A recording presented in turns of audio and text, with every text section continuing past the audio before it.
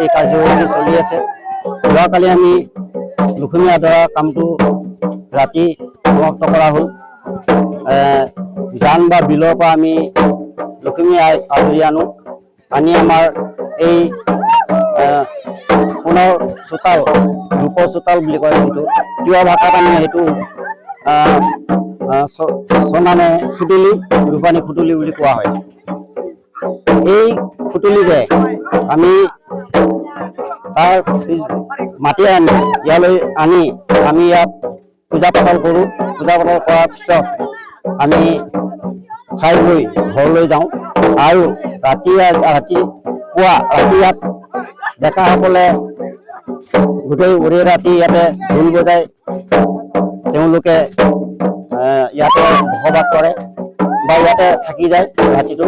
আৰু ৰাতিপুৱা 7টা 8টাৰ পৰা আমি মাই পথালা অৰ্থাৎ এই ধান মৰা উৎসৱটো আৰম্ভ কৰোঁ।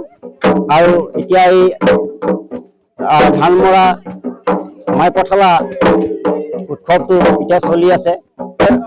এই বছৰ ৱানচোৱা উৎসৱ এটা আহি আছে আৰু সেই ৱানচোৱা উৎসৱৰ কাৰণে আমাৰ এই আজি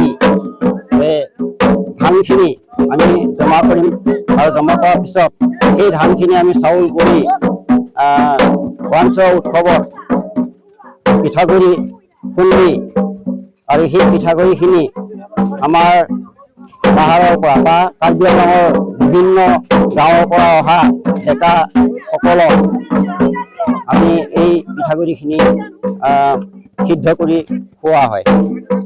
আমি তিৱা জনগোষ্ঠী এটা কৃষিজীৱী, তার কারণে আমার বিভিন্ন উৎসব পার্বণও আমার কৃষির লগত বিশেষ জড়িত হয়ে থাকে। তার কারণে এই বছর আমি ওয়ানচোৱা এই ডাবৰঘাট গাঁওখনৰ জাগিৰোড সমষ্টিৰ ডাবৰঘাট গাঁওখনত আমি ওয়ানচোৱা উৎসৱ পালন কৰিম।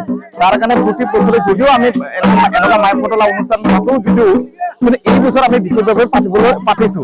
এইটোৰ কাৰণে যে অহা বছৰ আমি অহা বছৰে মে জুন মাহত আমি ওয়ানচোৱা উৎসৱ আয়োজন কৰোঁ। আৰু এই ওয়ানচোৱা উৎসৱ আয়োজন কৰাৰ আগতে এনেধৰণৰ আমি মাই পতলা অনুষ্ঠানটো আমি কৰি ল'ব লাগে। এইটো হ'ল আমি সুৰ দিওৱা বুলি কওঁ তিৱা ভাষাত।